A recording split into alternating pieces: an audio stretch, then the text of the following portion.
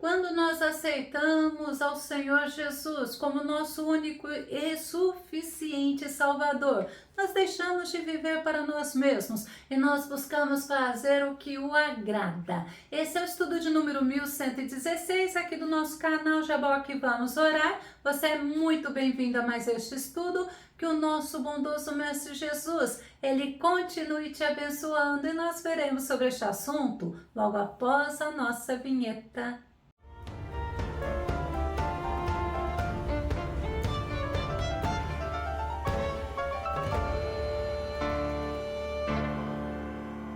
Nós podemos aprender com os exemplos bíblicos, atitudes agradáveis, atitudes que honram ao nosso Deus. Vamos ao nosso tema.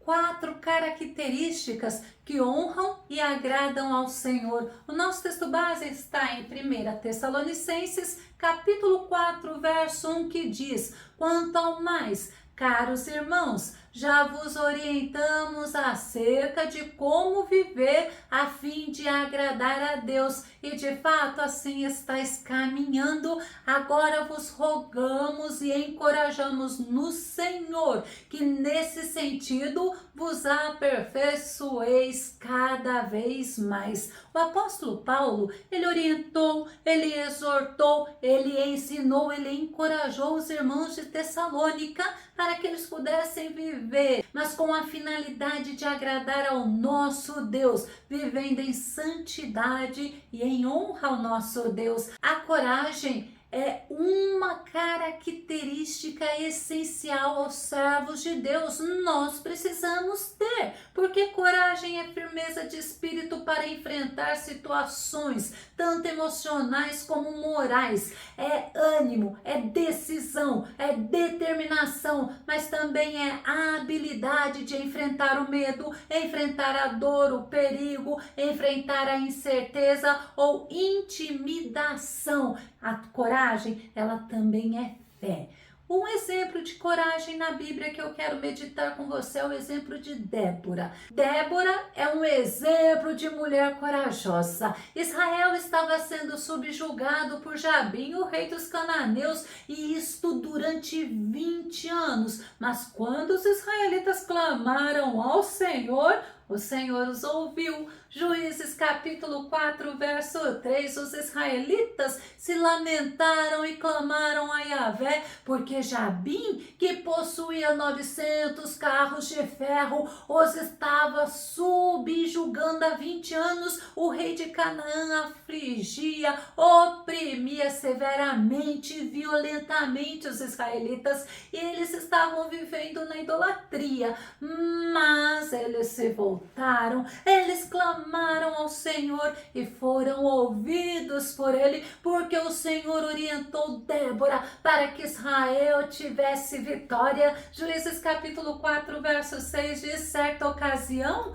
Débora mandou chamar Baraque, filho de Abinoão, da cidade de Quedes, da tribo de Naphtali. Ele declarou: Yahvé, Deus de Israel, em verdade te ordena, prepara-te, toma contigo 10.000 homens dentre os filhos de Naphtali e os filhos de Zebulon e vai ao monte Tabor. Deus iria atrair Sísera, Deus iria atrair aquele enorme exército com carros de ferro lá para o rio Quizon, e o Senhor pelejaria por Israel. Sabe qual foi a atitude de Baraque? Ficou amedrontado e ele fez um apelo para Débora. Juízes capítulo 4, verso 8. Então Baraque rogou a Débora: se tu vieres comigo eu irei, mas se não vieres comigo, também eu não marcharei. A Débora aceitou e ela foi, e Deus estava com ela, e Deus pelejou por Israel. Deus deu vitória a Israel. Vamos ver Juízes capítulo 4, verso 14, o verso 15. Então Débora afirmou a Baraque: dispõe-te, porque este é o dia em que o Senhor entregou Sísera nas tuas mãos. Porventura não marchou Yahvé à tua frente em seguida? Pois Baraque desceu do monte Tabor e 10.000 soldados após ele. Yahvé encheu de pânico a Sísera e aniquilou todos os seus carros de ferro e todo o seu numeroso exército diante de Baraque, e Sísera saltou do seu carro de ferro e fugiu a pé. Sísera se escondeu lá na tenda de Jael, e assim que Sísera adormeceu e Jael o matou, Deus deu estratégia, Deus deu habilidade para Jael, e assim Israel ficou livre da opressão e do opressor, rei de Canaã, pois o Senhor deu vitória ao povo de Deus.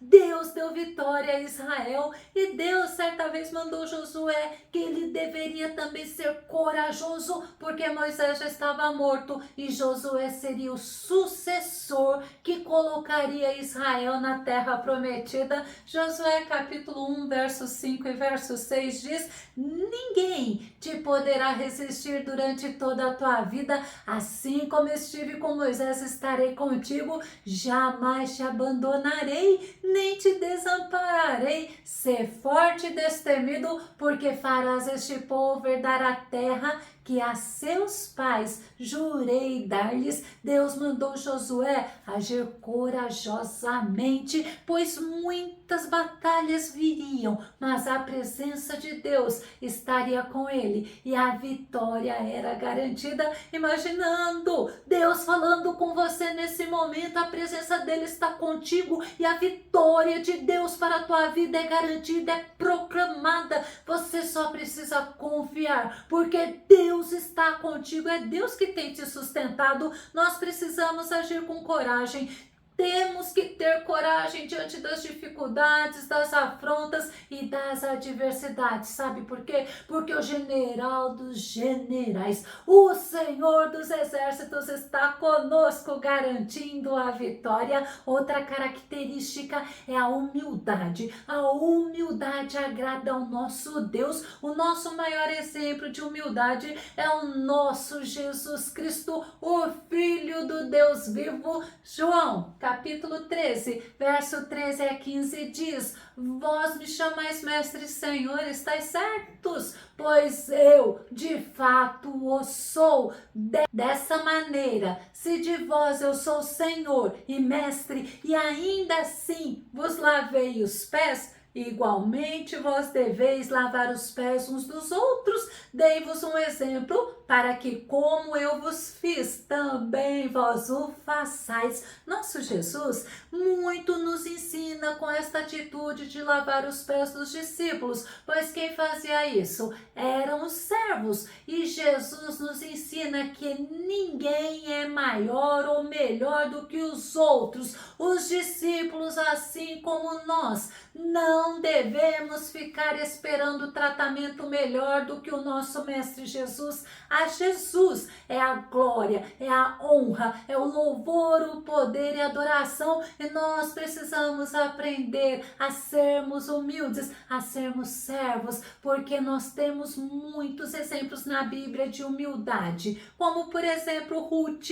Abigail, Esther, José, Moisés. Moisés recebeu o testemunho do nosso Deus. Vamos conferir em Números capítulo 12, verso 3, que diz: ora, Moisés era um homem muito paciente e o mais humilde dos homens de sua época. Quando Miriam e Arão estavam murmurando contra Moisés pelo fato dele ter se casado com uma mulher cuxita, e eles questionaram a autoridade de Moisés, sabe o que Deus fez? Deus defendeu a Moisés. E a Bíblia nos ensina que nós devemos aprender a sermos humildes, porque nós temos um Deus que cuida de nós, um Deus que nos defende, um Deus que nos protege, o Deus vivo e poderoso que está conosco. Mateus capítulo 11, verso 29 diz assim: tomai vosso lugar em minha canga e aprendei de mim, porque sou amável e humilde de coração, e assim achareis descanso para as vossas almas. Precisamos aprender a sermos como o nosso Senhor Jesus, porque Ele é o nosso principal exemplo,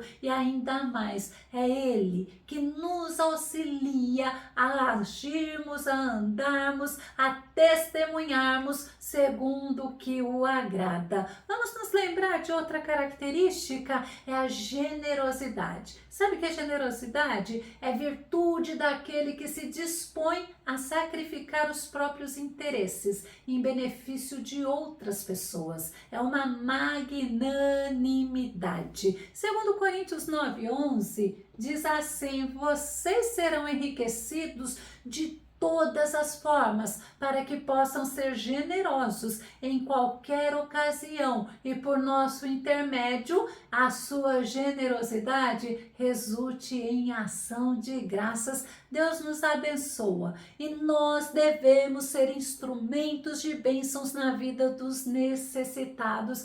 A viúva, por exemplo, é uma mulher que nos ensina sobre a generosidade. Certa vez, essa viúva estava depositando uma contribuição financeira e isto chamou a atenção de Jesus. Marcos capítulo 12, verso 42 diz assim: foi então que uma viúva pobre se aproximou e depositou 2 moedas bem pequenas de cobre e, portanto, de bem pouco valor. O valor comparado aos outros poderia ser insignificante, mas essa viúva, ela deu tudo o que ela possuía com um coração sincero e um coração grato ao nosso Deus. Marcos, no capítulo 12, verso 44, diz assim: porquanto todos eles ofertaram do que lhes sobrava. Aquela senhora, entretanto, da sua penúria deu tudo quanto possuía, todo o seu sustento.